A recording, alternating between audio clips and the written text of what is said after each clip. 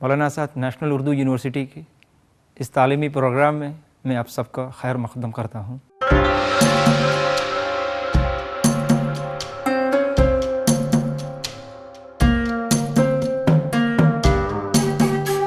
اس lecture کے ذریعے ہم کوشش کریں گے یہ دیکھنے کی کہ تاریخ کیا ہے، تاریخ کی اہمیت کیا ہے، تاریخ نویسی کیا ہے، اور ہندوستان کے تاریخ جاننے کے لیے اہم ماخذات کیا ہیں۔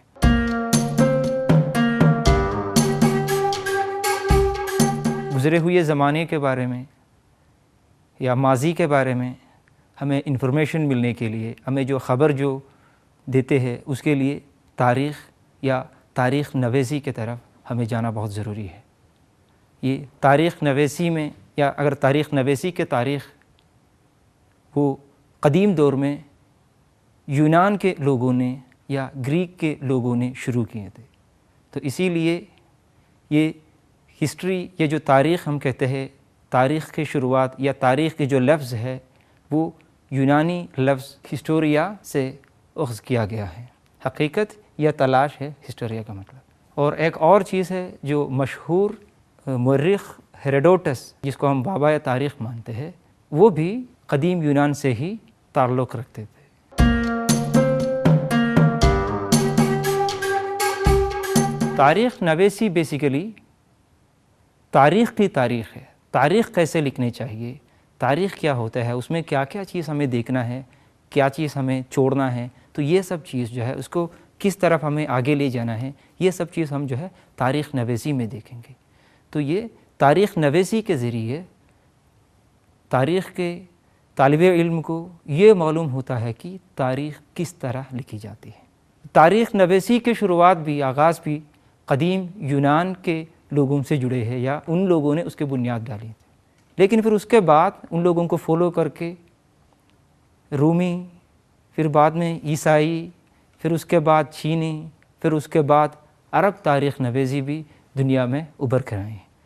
لیکن ہندوستان میں تاریخ نویسی کے جو نظریہ، یہ جو کنسیپٹ، وہ کافی بعد میں ایمرج ہو کے ڈیولپ ہو کے آئی تھی۔ وہ برٹش پیریڈ میں، یا ہم یہ کہہ سکتے ہیں کہ انگریزوں کے ہندوستان میں آنے کے بعد یہ جو ہے یہ ہندوستان کی تاریخ نویسی جو ہے ابھر کر رہے ہیں۔ اب ہم تاریخ کو اور بہتر طریقے سے جاننے کے لیے اس کے چند تعریفوں کے بارے میں دیکھیں گے، کیونکہ اس سے آپ کو آسانی سے سمجھ میں آئیں گے کہ تاریخ کیا ہے، ہسٹری کیا ہے۔ تاریخ کے بارے میں ہسٹورینز یا مورخین نے ڈھیر سارے تعریفیں ڈسکس کیے ہیں۔ اس میں ہم ان سبوں کے بارے میں ڈسکس کرنے نہیں جائیں گے، بلکہ ہم چند اہم ڈیفینیشنز یا تعریفوں کے بارے میں یہاں پہ ذکر کریں گے۔ اس میں سب سے پہلا ہم دیکھیں گے ہیروڈوٹس کو کیا کہنا تھا تاریخ کے بارے میں۔ ہیروڈوٹس کے مطابق تاریخ ماضی میں انسانی سرگرمیوں کی ایک سائنس ہے، لیکن کارل مارکس کے لیے تاریخ خالی جو ہے ایک طبقاتی جنگ ہے، جو انگریزی میں ہم کہتے ہیں وہ کلاس اسٹرگل ہے، کلاس وار ہے۔ لیکن ہسٹورینز یا ہسٹوری کے جو اسٹوڈنٹس ہیں، تاریخ کے جو طالب علم ہیں، ان لوگوں کے جو ہے سب سے ان لوگ یا ہر لوگ جو دیکھتے ہیں یہ تاریخ نویسی کے بارے میں یا تاریخ کے بارے میں جاننے کے لیے، ویسا ایک کتاب ہے، اس کا نام ہے ایچ کار کی جو ہے تاریخ کیا ہے یا واٹ از ہسٹری۔ اس کتاب کے مطابق وہ اعلان کرتا ہے کہ تاریخ ماضی اور حال کے درمیان ایک ختم نہ ہونے والا مکالمہ ہے۔ ہمارا جو مین کنسرن ہے، مین ایریا ہے، وہ ہندوستان کی تاریخ ہے۔ تو اسی لیے ہندوستان کے تاریخ کے بارے میں جاننے کے لیے ہمیں کئی ماخذات کی ضرورت ہے۔ تو یہ ماخذات کیا چیز ہے؟ ماخذات وہ چیز ہے، وہ ہر چیز ہے جس کے ذریعے ہمیں جو ہے گزرے ہوئے زمانے کے بارے میں یا ماضی کے بارے میں کسی بھی طرف کے انفارمیشن دستیاب ہے۔ تو یہ جو آسانی سے سمجھنے کے لیے ہمیں جو ماخذات کو دو حصوں میں بانٹ سکتے ہیں، یہاں پہ میں نے ڈسکس کیا ہے، یہ ماخذات کو جو ہے آسانی سے سمجھنے کے لیے دو حصوں میں بانٹ سکتے ہیں ہم۔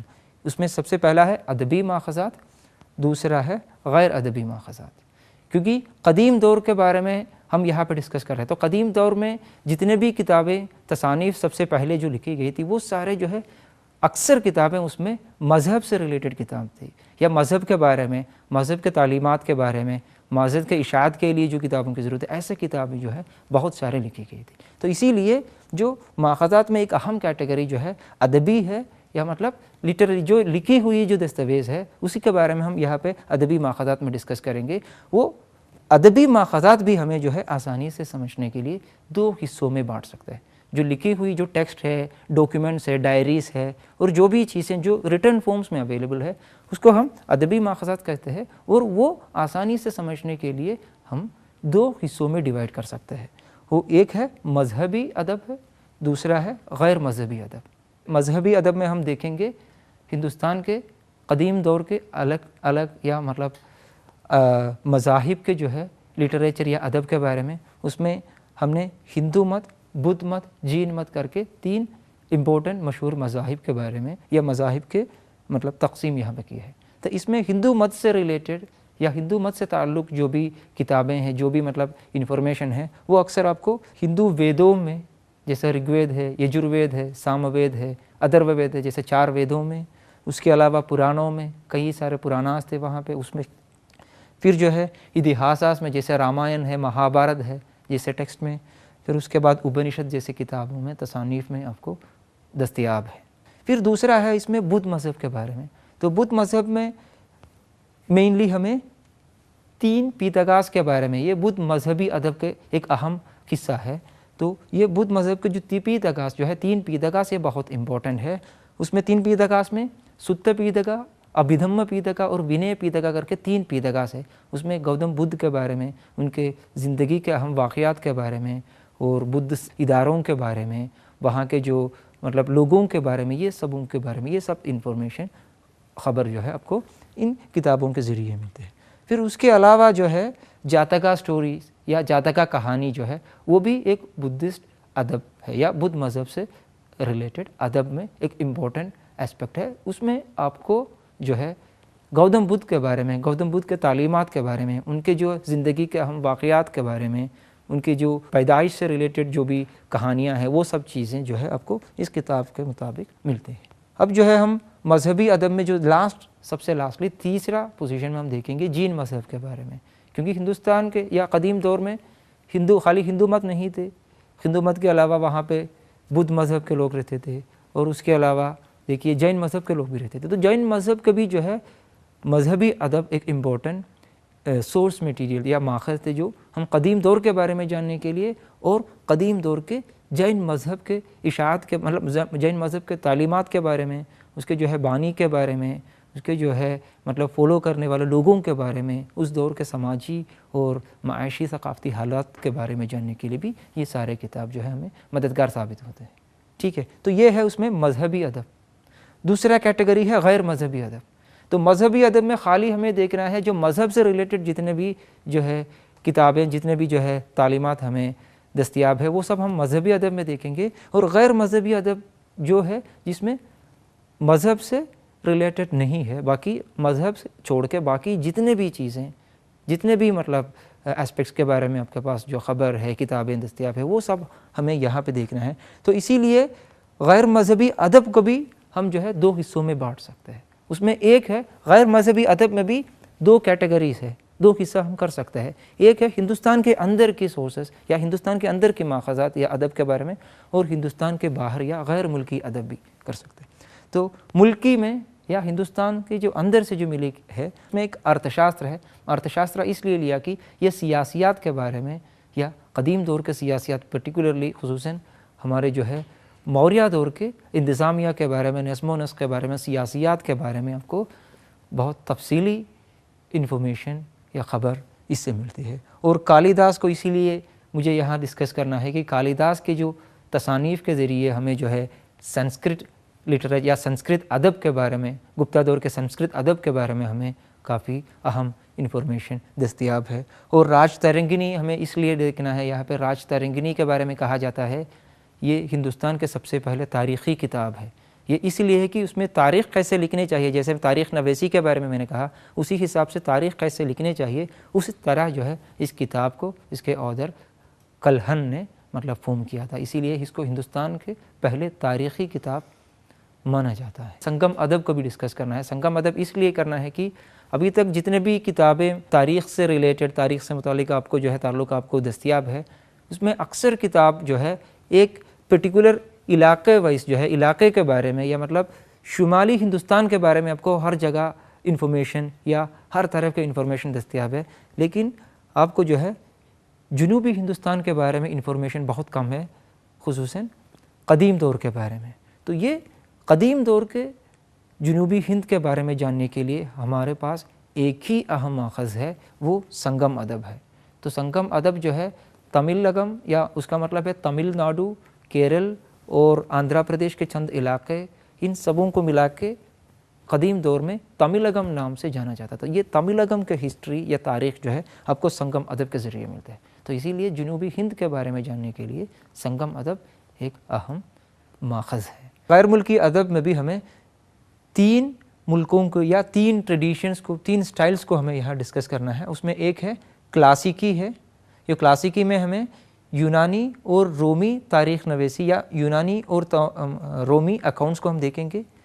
پھر دوسرا ہے چینی ہے، یا مطلب چین کے، یا مطلب چین کو بھی، مطلب چین کے لوگوں نے بھی ہندوستان کے ساتھ جو ہے بہت اچھے ریلیشنز رکھتے تھے، اور قدیم دور میں پرٹیکولرلی گپتا دور میں 5ویں صدی عیسوی میں فاہیان جیسے لوگ ہندوستان میں آیا، پھر اس کے بعد ہرش وردھن کے زمانے میں 7ویں صدی میں ہویان سانگ ہندوستان میں آیا، اور ہویان سانگ کے اکاؤنٹس ہمارے لیے بہت امپورٹنٹ ہے، اہم ہے۔ وہ اس لیے امپورٹنٹ ہے کہ ہویان سانگ کے اکاؤنٹس کے ذریعے ہمیں جو ہے نالندہ یونیورسٹی کے بارے میں اور نالندہ یونیورسٹی کے فنکشننگ کے بارے میں ہمیں انفارمیشن دستیاب ہے، اور اس کے لیے ہرش وردھن نے کئی ولیجز کو، مطلب دیہاتوں کو عطیہ بھی دی تھی، اس کے جو ہے یونیورسٹی کو، ایڈمنسٹریشن کو، اس کے جو ہے حکومت کرنے کے لیے۔ پھر جو ہے سب سے لاسٹلی اس میں ہم جو ہے عرب اکاؤنٹس بھی دیکھنا ہے، کیونکہ عرب اکاؤنٹس بھی ہمارے لیے امپورٹنٹ ہے، اور قدیم دور کے ہسٹری یا تاریخ جاننے کے لیے عرب اکاؤنٹس بھی ہمیں مددگار ثابت ہوئے، جیسے کہ البرونی کے اکاؤنٹ اس میں بہت امپورٹنٹ ہے، یہ قابل تاریخ ہے۔ البرونی کی جو تاریخ ہند ہے اس میں انہوں نے ہندوستان کے بارے میں بہت ہی وضاحتی طور پہ انہوں نے ڈسکس کیا کہ ہندوستان کے الگ الگ اسپیکٹس کے بارے میں۔ یہ کہا جاتا ہے کہ البرونی کی کنٹریبیوشن کی وجہ سے ہم نے گپتا دور کو فکس کرنے میں، طے کرنے میں کامیاب رہا۔ یہ 319-20 جو ہے وہاں سے گپتا دور شروع ہوتے ہیں، یہ انفارمیشن ہمیں جو ہے ان کے اکاؤنٹس کے ذریعے ملتے ہیں، یہ انہوں نے سب سے پہلے بتایا۔ تو یہ تینوں سورسز جو ہے غیر ملکی میں بہت امپورٹنٹ ہے۔ اس میں کلاسیکی ہے، کلاسیکی میں ہمیں رومی اور یونانی اکاؤنٹس کو دیکھنا ہے۔ اس میں پیریپلس آف ایریٹرین سی، جس کا آدر کے بارے میں ہمیں کوئی انفارمیشن نہیں ہے، وہ بہت امپورٹنٹ ہے۔ اس میں بھی مابعد تاریخ جو ہے، مابعد موریہ دور کے جو ہے تجارتی تعلقات کے بارے میں بہت ڈیٹیل انفارمیشن دستیاب ہے۔ پھر دوسرا اس کے علاوہ مطلب ایرین کا، اسٹرابو کا، ٹولمی کا، پھر اسٹرابو کا اکاؤنٹس جو ہے، ایسے لوگوں کے اکاؤنٹس کے ذریعے بھی ہمیں جو ہے بہت انفارمیشن ہے۔ اور اس میں ایک اور مصنف کے بارے میں یا مورخ کے بارے میں ہمیں ضرور یاد رکھنا ہے، وہ یہ ہے کہ انڈیگا یا میگستنیز جو ہے، میگستنیز نے موریہ ایڈمنسٹریشن کے بارے میں جاننے کے لیے کہ میگستنیز کے جو اکاؤنٹ یا تصنیف بہت یوزفل ہے، اور میگستنیز کے اکاؤنٹ کا نام ہے، کتاب کا نام ہے انڈیگا۔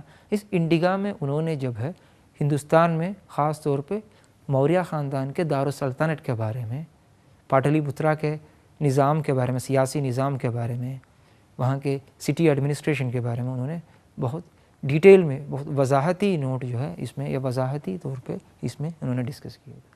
اور کون تھا یہ میگستنیز؟ میگستنیز ایکچولی ایک یونانی امبیسڈر تھے، جس کو یونانی بادشاہ سیلیوکس نکیٹر نے اس دور کے کنٹمپرری یا ہم عصر موریہ رولر چندرگپت اول کے کورٹ میں یا دربار میں بھیجے گئے تھے ایز این امبیسڈر۔ جیسے امبیسڈر کو بیچتے ہیں نا آج کے زمانے میں بھی یہ ہوتا ہے، یہ ڈپلومیٹک پالیسی کے ایک پارٹ ہے، بیچتے ہیں۔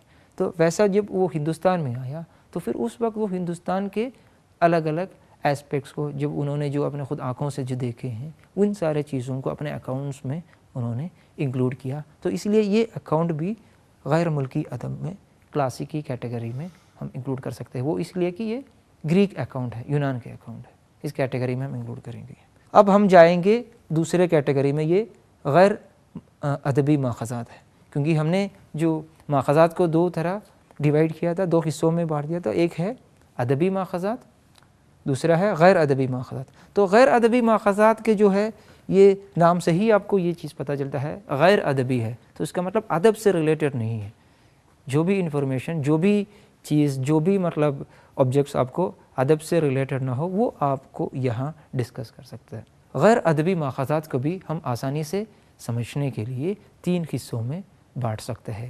اس میں ایک ہے آثار قدیمہ، دوسرا ہے کتبات اور تیسرا ہے سکے۔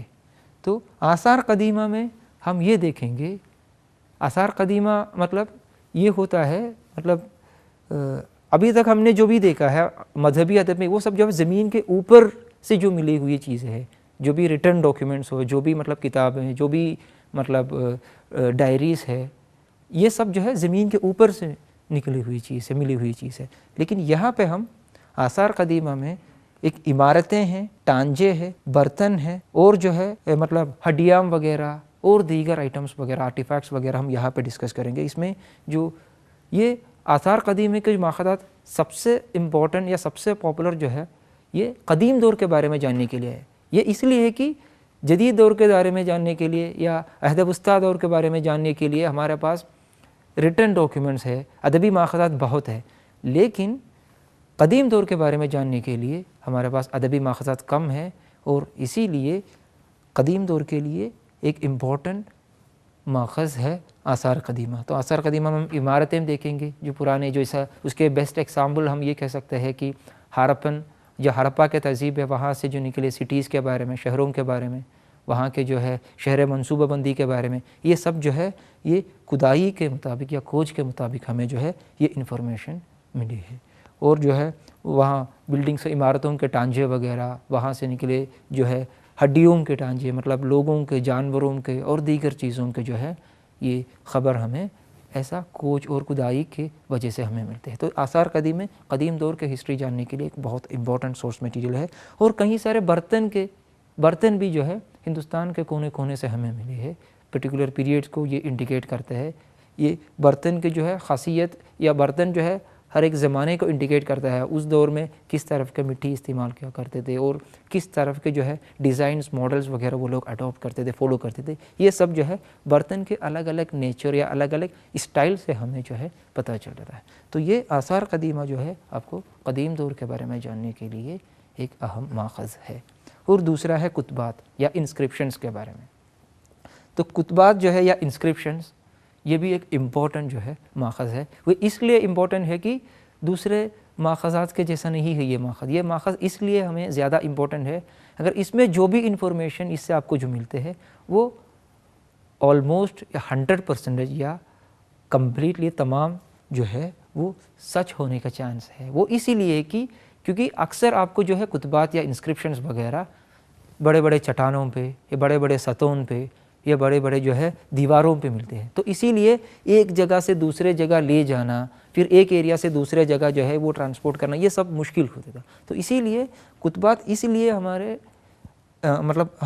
ہمارے ہسٹری کے لیے بہت اہم ہے کہ اس میں جو انفارمیشن ہے وہ جہاں سے آپ کو ملے ہے اس ایریا کے بارے میں، اس علاقے کے بارے میں آپ کو ایک جو ہے ایک پرائمری انفارمیشن یا ایک جو ہے ایک اہم علم جو ہے یا خبر آپ کو دیتے ہیں۔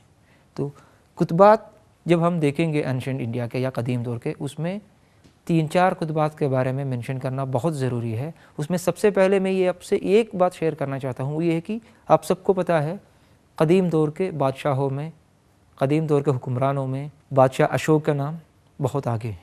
تو بادشاہ اشوک کے بارے میں ہمیں کہاں سے انفارمیشن ہے؟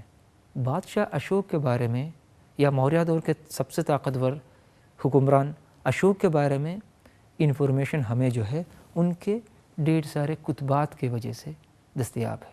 ان کے جو ہے چٹانوں کے لکھی گئی کتبات ہے، ان کے جو ہے ستون میں لکھی گئی کتبات ہے، اور ان کے جو ہے سپریٹ کتبات ہے۔ ان سارے کتبات کی وجہ سے ہمیں جو ہے موریہ دور کے بارے میں جنرلی اور اشوک کے بارے میں خصوصاً ہمیں انفارمیشن دستیاب ہے، ٹھیک ہے۔ اور دوسری بات یہ ہے اس کتبات میں جو ہے ان لوگوں نے الگ الگ جو ہے زبان استعمال کیا کرتے تھے، جیسے سنسکرت میں لکھی گئی اور پراگرت میں، پالی میں اور جو ہے تامل میں لکھی ہوئی کئی سارے ایسا جو ہے کتبات کے بارے میں ہمیں انفارمیشن ہے. اور سب سے لاسٹ جو ہے اس میں غیر ادبی ماخذات میں سکوں کے بارے میں ڈسکس کرنا چاہتا ہوں. تو سکوں سے ریلیٹڈ جو اسٹڈی ہے یا جو سکوں یا کوائنس کے بارے میں جو اسٹڈی کرتا ہے اس کو ہم نیومسمیٹکس یا مسکوکیات کہتے ہیں. مسکوکیات یا نیومسمیٹکس کہتے ہیں. کہا جاتا ہے کہ قدیم ہندوستان میں سب سے پہلے کوائنس جو ہے وہ مہری سکے نام سے جانا جاتا ہے. پنج مارکڈ کوائنس کہتے تھے یا مہری سکے. یہ موریہ دور کے بعد میں اور بعد کے موریہ دور کے شروعات میں اس پیریڈ میں یہ ہندوستان میں بہت زیادہ پاپولر مشہور تھے. اور دوسرے ہمیں دیکھنا یہ ہے سونے کا سکے کے بارے میں. ہم نے کہا مہری سکے جو ہے موریہ دور میں اور موریہ دور کے فوراً بعد کے پیریڈ میں تھا، لیکن وہاں پہ خالی سلور یا چاندی یا تانبے سے بنے کوائنس تھے، لیکن سونے کے سکے کا کنسیپٹ ہندوستان میں ابھی تک نہیں تھا. لیکن یہ اس لیے امپورٹنٹ ہے سونے کے سکہ کی ہندوستان کے بارے میں جاننے کے لیے ہندوستان کے علاوہ ہندوستان سے باہر سے آنے والے لوگ بھی، جیسے مطلب ہند یونانی لوگ ہیں، جیسے مطلب شاکاس ہے، جیسے کشان ہے، ایسے بہت سارے خاندان کے لوگ ہیں نا باہر سے ہندوستان میں آئے. ان سبوں نے جو ہے ان لوگوں کے اکاؤنٹس میں اور ان لوگوں کے دور سے ریلیٹڈ ڈھیر سارے کوائنس ہندوستان کے کئی علاقوں سے دستیاب ہے. اور یہ سونے کے سکے کے بارے میں کہا جاتا ہے کہ سب سے پہلے ہند یونانی خاندان کے لوگ جو ہے یہ سونے کا سکہ ہندوستان میں شروع کیے تھے. جب ہند یونانی یا انڈو گریکس کہتے ہیں وہ بعد کے موریہ دور کے خاندان ہیں، ان لوگوں نے سب سے پہلے جو ہے سونے کا سکہ ہندوستان میں شروع کیا تھا. پھر اس کے بعد جو ہے کشان خاندان کے لوگ اور پھر بعد میں گپت خاندان کے لوگ، وہ لوگ بھی زیادہ تعداد میں یہ پھر بعد میں استعمال کرنے لگا. پھر یہ کوائنس ہمیں کیوں امپورٹنٹ ہے؟ تو کوائنس سے بھی اگر آپ کے پاس ایک کوائنس ہے اس سے بھی آپ کو جو ہے ڈھیر سارے انفارمیشن ملتے ہیں. یہ ایک ہے کہ اگر آپ کے پاس گولڈ کوائن ہے، سلور کوائن ہے، یا اگر آپ کے پاس جو ہے یا تانبے کا کوائن ہے، اس پہ آپ کو یہ جو ہے ان لوگوں کو اکانومی یا معیشت کے بارے میں آپ کو انفارمیشن ملتے ہیں. اگر سونے کا سکہ ہے تو آپ کو ایک چیز سمجھ میں آ جائے گی، ان لوگوں کو معیشت جو ہے وہ کافی بہتر پوزیشن میں تھی. اگر تانبے کا سکہ ہے یا کانسی سے بنے سکہ ہے تو پھر اس سے یہ پتہ چلتا ہے کہ ان لوگوں کو اکنامک پوزیشن کیسے ہے. پھر اس کے علاوہ ایک کوائنس کے مطابق آپ کو جو ہے اس میں کئی جگہ رولرز کے بارے میں، حکمرانوں کے تصویر ملتے ہیں، ان لوگوں کے جو ہے پیریڈ کے بارے میں، ان لوگوں کے زمانے کے بارے میں، ان لوگوں کے خاندان کے بارے میں، اور ان لوگ جس کو پوچھتے تھے، ان لوگوں جس کو مطلب مانتے تھے، ایسا لوگوں کے بارے میں، شخصیتوں کے بارے میں بھی ان کوائنس سے آپ کو انفارمیشن ملتے ہیں. تو اسی لیے کوائنس بھی ہمیں جو ہے بہت امپورٹنٹ سورس مٹیریل ہے. پرٹیکولرلی جو ہے یہ کوائنس ہندوستانی تاریخ میں مابعد گپتا دور کے لیے بہت اہم ہے. وہ اس لیے کہ مابعد دور میں یا مابعد موریہ دور میں رومی سلطنت کے لوگ، تاجر لوگ جو ہے ہندوستان کے ساحلی علاقوں کے لوگوں کے یا تاجروں کے ساتھ جو ہے بہت اسٹرانگ تجارتی تعلقات رہتے تھے. تو اس کے جو ایگزامپل آپ کو جو ہے ہندوستان کے خاص طور پہ جنوبی ہندوستان کے کوسٹل علاقوں سے، کیرل اور تمل ناڈو کے کوسٹل علاقوں سے جو کھوج کے ذریعے ملی ہوئی جو سونے کے سکے میں آپ کو رومن کوائنس بہت زیادہ ملتے ہیں. تو اس سے ایک پوائنٹ بہت صاف نظر آتے ہیں کہ مطلب بعد کے موریہ دور میں جنوبی ہند کے لوگ، جنوبی ہند کے جو ٹریڈرز رومن امپائر کے جو مشرقی علاقوں کے جو ٹریڈرز کے ساتھ بہت ہی اسٹرانگ تجارتی تعلقات رکھتے تھے.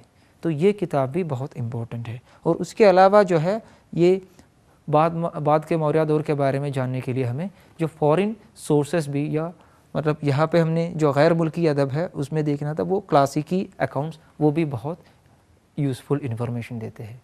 جیسا پیریپلس ہے، جیسا اسٹریبو کے اکاؤنٹس ہے، جیسا پلینی کے اکاؤنٹس ہے. تو یہ سب جو ہے بعد کے موریہ دور کے ہندوستان کے تاریخ جاننے کے لیے بہت امپورٹنٹ انفارمیشن دیتے ہیں. مزید معلومات کے لیے آپ ان کتابوں کا مطالعہ کر سکتے ہیں.